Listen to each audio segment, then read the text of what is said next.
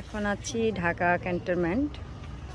সিএমএইচে গিয়েছিলাম আমরা সবাই মিলে আমার ভাইকে দেখতে। এই যে আমার ফ্রেন্ড প্রিন্স, এই যে বড় ভাই সাখাওয়াত ভাই, এই যে আমাদের বর্তমানে ভাইরাল মডেল আফরিন।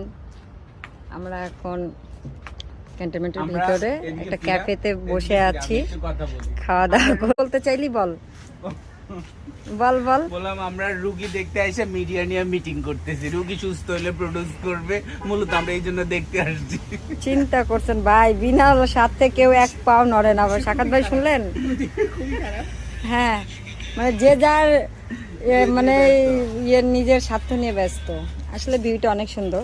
তো আমরা এখানে একটা ক্যাফেতে বসলাম। আমরা সিএমএইচ এর ক্যান্টিনেও বসেছিলাম, ওখানে বসে আড্ডা দিলাম। রুগী তো বাইরে আসতে পারে না, এই কারণে ওর আবার খাবার সময় হয়ে গেছে, 6টা বাজে খাবার দেয়, এই কারণে ওকে রেখে আমরা চলে আসলাম।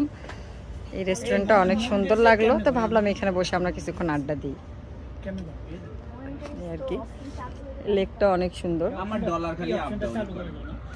এখন মাগরিবের আজান দিয়ে দিয়েছে, আমরা চলে যাব। হ্যাঁ, ফেসবুক থেকে চালু। এত বুঝে কি হবে, তাই না? কিভাবে